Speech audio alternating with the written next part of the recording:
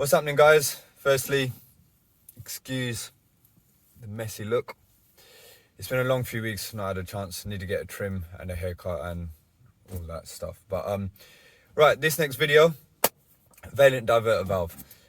It's a very common fault. I'm sure a lot of you have come across it. This was probably, I think, the first breakdown I ever did on a boiler. And no word of a lie, the first time I did it, it took me 3 hours because I had no idea what I was doing. I didn't know how to put the diverter valve into mid-position mode. I didn't know how much water was going to come out the pump when I take it out. And yeah, it just took me ages. This one actually still took me a little bit longer than what I would have liked.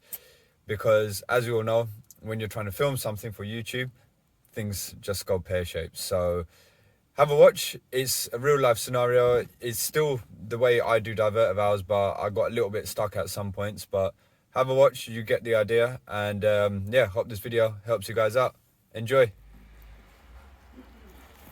Right, on today's job, we've got a Vaillant Ecotec Plus, and we're going to be changing the diverter valve on this. First things first, well, I've got a few bits to change because the pressure's up in the red. It's got a passing flow and cold inlet valve as well, so I'm going to be changing that as well. But the main purpose of this video is to show you how to change the diverter valve, which is a common issue. First thing you want to do, you want to put the diverter valve into mid-position mode for draining down, so you make sure that it drains out both the heating side and the hot water side. So to do that, press reset and plus, keep plus press until you see the P codes. Now go across to P6, you can hear it. So that's now in mid-position mode. So turn it off on the spur. I'm gonna isolate the flow and returns, and now we can drain it out. And when we drain it out, when we take the diverter valve out, there's not going to be a whole load of water still sitting around in there that's going to gush out. We'll get a little bit of water, but the majority of it will drain out because the diverter valve is now going to be in mid position, so it's going to drain out both the main heat exchanger and also the plate heat exchanger as well.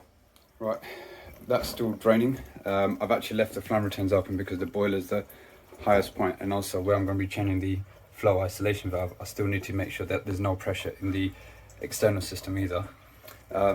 Expansion vessel is solid, absolutely flat. So now we're just going to pump that up, and you'll see a whole lot more water gushing out of there. So this just helps drain any of the excess water that's in the vessel out of it. So when we're taking the diverter valve out, we're not going to have any sudden surges of water coming out.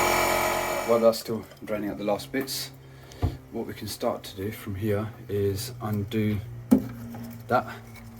That's electrical connection for the diverter valve. You've got a clip here, so that's basically connected the diverter valve to the pump. So that you literally just pull out. So keep that because you need to reuse that. Diverter valve then is literally got 1, 2, 3 screws. That one down the bottom there. You got this nut here. Undo that. Undo those 3 screws, and now you should be able to just pull it out to the side. Okay, so let's start by undoing this nut here first.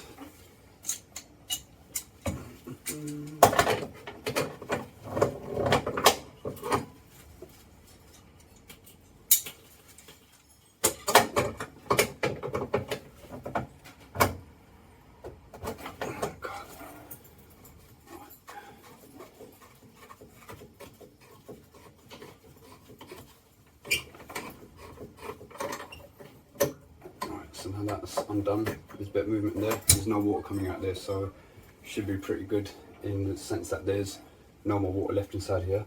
Now I always tackle this bottom screw first because that's usually the one that gives most people problems. That's come out pretty easily.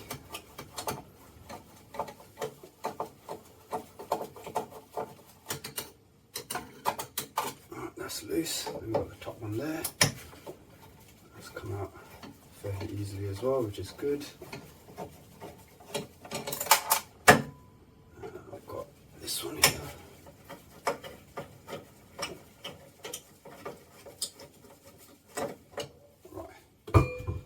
screws are all out, and that's pretty much the diverter valve now disconnected. So all we've got to do now is pull it out to the left away from the pump and then towards you. Right, get some blue roll handy because you might still get a little bit of water inside that pump. Now usually you don't need to use any other tools. Sometimes you might need to put a flathead in there to wedge it, but you want to make sure you don't crack that pump housing. But most of the time, wiggle, wiggle, wiggle. It should come out. Let's just make sure that's, I know that's out the way. Make sure this one is fully out.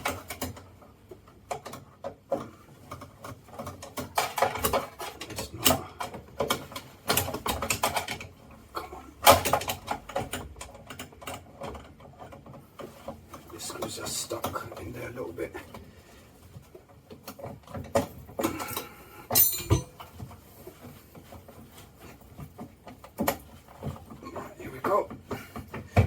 A little bit of water come out of the pump now, so that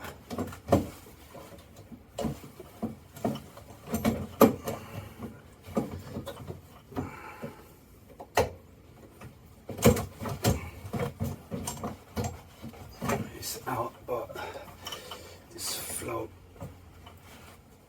turbine clip seems to be in the way. No matter, we'll wiggle that out.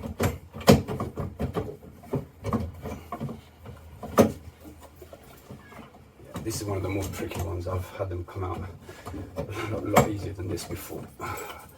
Probably have to move that flow turbine clip when I'm putting the new one in. The diverter's out. This is just trying to get it past that clip.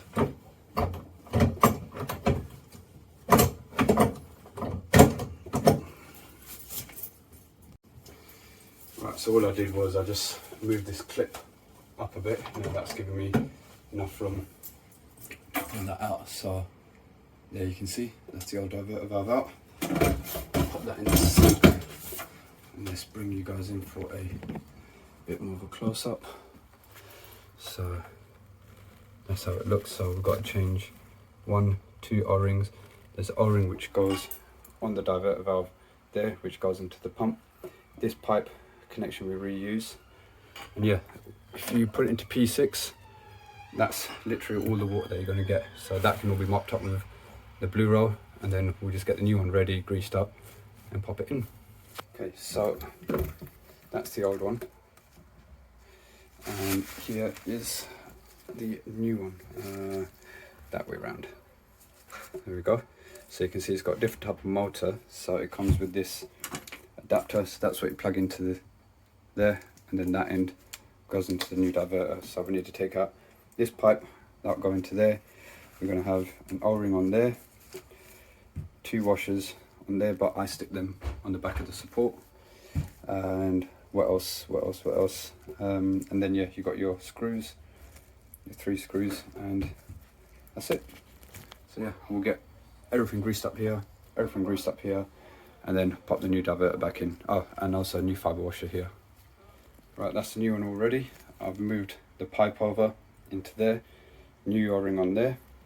I've also greased up the back 2 bits that the O-ring will sit under. I'll put the O-rings on the support there, grease up the inside of the pump. Now I find that if you use, the Centre brand silicone grease is a little bit more stickier, so I find it works well in this situation where they're less likely to fall out. So the trickiest part here is trying to get that diverter valve in and make sure these don't fall off the back, because if you imagine, that's got to slide into place. So that's usually the most trickiest bit. So yeah, we're just gonna get the new diverter valve in, hopefully all goes well, and then new fibre washer on there, do the connection up and test it. Right, this is take 2. What I've done this time around is I've actually taken, let me get that in shot, I've taken that front pipe out because that return pipe was getting in the way and it was stopping me from pushing in. So taking that out, just going to put the diverter in on its own, and then we'll deal with that pipe afterwards. Hopefully this time it goes in a bit more smoother.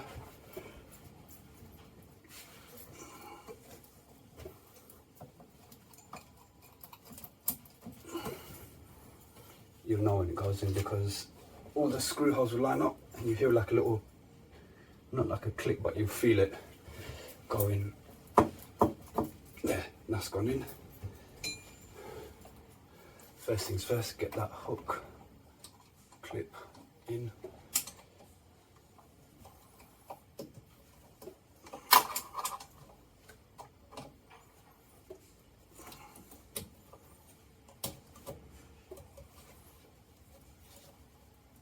There you go, that's in. Right, now get the 3 screws in so that you know diverters are not going anywhere.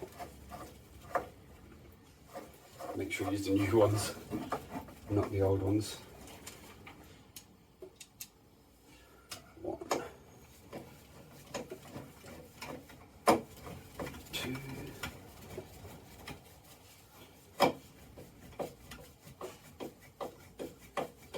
Right, now on the bottom one, you've got the option of, you've got a long screw, or you can still use the short one. This is basically just an easier way to get it in and be able to tighten it.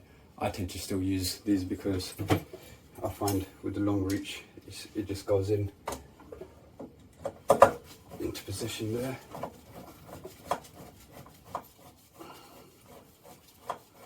So I'm not going to tighten it just yet.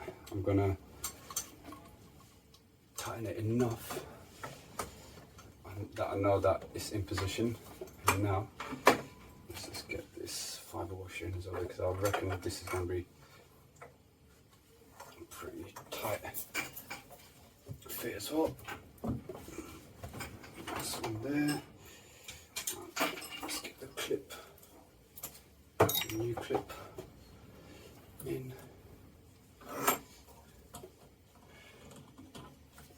Get that clip through. Come on. Right, that clip's in. That fibre washer's in place. And now just tighten all that up, and then we'll be done. Right, there we go. Diverter valves in, all 3 screws, nuts tightened, got a new fibre washer in there, clips back in place, and that is the adapter for the electrical connection. Now I've got a few more bits to change in here, so afterwards we'll fill it up, test it, make sure there's no leaks, and then we should be good to go. Right, so that's everything done. The new diverter's in. I've also changed the pressure sensor, PRV, and I also had to change the flow and cold mains ISO valves because they were letting by and causing the boiler to overpressurize. There we go, back up to pressure. So now all we've got to do is run it in. Let's turn the fuse spur back on, and then hold plus, turn it on. You can also do it by doing reset and plus. Now we're just going to purge it, so P0. Now that's going to run it, I think, for about 7 minutes on the heating side, and then another 7 minutes on the domestic side, so it purges the main heat exchanger and the plate heat exchanger of any air. So we're going to let that run while I tidy up, and then we'll just test it and make sure everything's working okay. Right, so that's finished purging. We've got hot water coming out the taps, and we've got no heat going down the flow pipes. So diverter valve has solved that issue. Happy days.